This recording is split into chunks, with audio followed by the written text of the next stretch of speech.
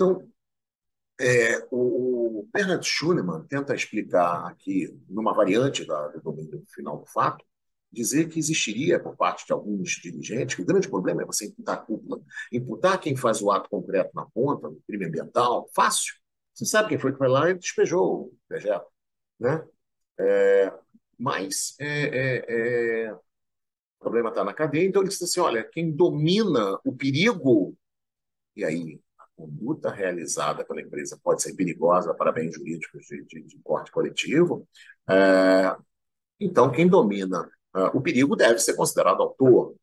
O Huxley, ao trabalhar com a visão do domínio do fato para explicar os aparatos criminosos de poder, ou seja, é uma teoria desenvolvida para explicar as mortes que ocorriam no Muro de Berlim por atiradores que recebiam ordens de matar quem tentasse passar para a Alemanha Ocidental, da Alemanha Oriental para a Alemanha Ocidental. O atirador, você não tem qualquer dúvida quanto a isso, né? O atirador é autor direto de um homicídio quando ele mata. Mas o problema estava em você responsabilizar a cadeia decisória que criou esse tipo de ordem para fazer esse tipo de obra, né? E o Roxin usa, para isso, o que ele chama de autoria mediata pelo domínio da organização. Então, você tem um aparato de poder que é controlado por alguém que aqui na ponta funciona matando. Então, ele diz assim, olha, para esse cara aqui, autoria direta, para esse daqui que está dando a ordem, autoria mediata. Olha que esquisito. A gente sempre trabalha com a ideia de que a autoria mediata pressupõe que o instrumento não tenha consciência da vontade do homem de trás, ou seja, o homem de trás não tem sua vontade coincidente com com a do sujeito ali. Mas o Huxley acha que não tem problema. A autoria imediata poderia explicar a responsabilização dos mandatários do regime ditatorial lá da Alemanha Oriental, né? Pois bem, a jurisprudência alemã então pegou e transpôs essa ideia de domínio da organização para organizações empresariais. Em especial porque está presente um dado bem interessante. Lá no regime totalitário, eu dou a ordem, eu sou mandatário. Eu dei a ordem vai ser cumprida. Se não for cumprida, eu substituo. Eu boto outro soldado no lugar que vai cumprir a ordem.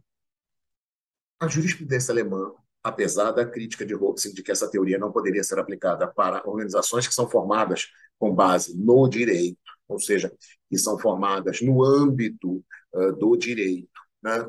É, essa, como se diz, essa compreensão da jurisprudência alemã foi transposta para o âmbito empresarial. E eles entenderam que você poderia responsabilizar o dirigente a partir de uma perspectiva de que ele controla a organização empresarial. E o fato de Hoxie ficar contra e dizer não, a minha tese foi feita para regimes que estão à margem da lei. Veja, na verdade, aqueles homicídios ali que acontecem no contexto do regime da Alemanha Oriental, muito provavelmente tinham uma quadra normativa que os amparava, mas ela era uma quadra normativa que não condizia com uma sociedade de um regime democrático. Então, ou seja, é, é muito relativo esse ponto do Rawls, embora ele estivesse preocupado exclusivamente com justificar a responsabilidade no âmbito lá do regime totalitário. Então, o professor Guedes já até cobrou isso, quando da outra vez que ele foi examinador, ele cobrou essa questão dos dirigentes responderem por uma autoria imediata, né, em relação ao crime que é cometido por autoria direta por parte do sujeito, e mais, se for, por exemplo, um crime ambiental, você teria sim responsabilidade penal da pessoa jurídica. Tá? Então, vejam que o problema que se coloca para a gente é saber como é que eu faço essa imputação.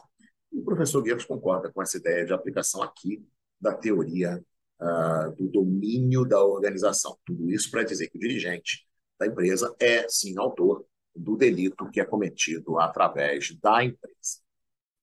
Pois bem, então é importante que a gente teça agora comentários derradeiros sobre a responsabilidade da pessoa jurídica, né?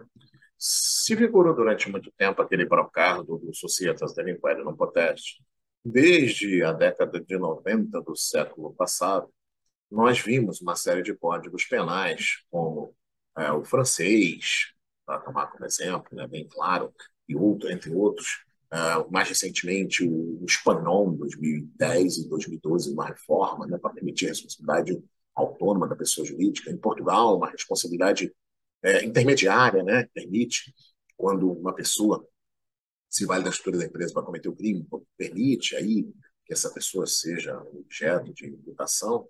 Mas o interessante é notar que existe um setor da doutrina brasileira ainda refratário à responsabilidade penal da pessoa jurídica, e sob o argumento de que o artigo 225, parágrafo 3º, que fala de ser a responsabilidade penal para pessoa jurídica e pessoa natural, correspondente a ser a responsabilidade correspondente, grosso modo, é isso que diz. Sanções administrativas, sanções penais. Ele passa a dizer que não há, no artigo 225, parágrafo 3º, a palavra respectivamente. Então, assim, ali foi porta aberta para a criminalização de infrações penais ao meio ambiente. Só que, curiosamente, Luiz Greco sustenta uma interpretação que o professor Guedes não reputa correta, que é a seguinte: para o professor Guedes, os artigos 225, parágrafo 3º, e 173, parágrafo 5º, são cláusulas que permitem a responsabilização penal da pessoa jurídica. Mas o 225, parágrafo 3º, ele é um comando constitucional, é um mandado de criminalização. Tá? Quanto ao 173, parágrafo 5º, resta a possibilidade. O curioso é que o professor Luiz Greco vira e diz o seguinte: olha, 173, parágrafo 5º, ele diz que é só para crimes contra a ordem econômica e financeira pode haver esse tipo de responsabilização penal. Portanto, quando a Constituição, em 225, falou que, como é que se diz? Nós temos responsabilidade penal, administrativa, jurídica, pessoa natural, ela só está tratando ali de responsabilidade administrativa da pessoa jurídica. Aí avança Luiz Greco.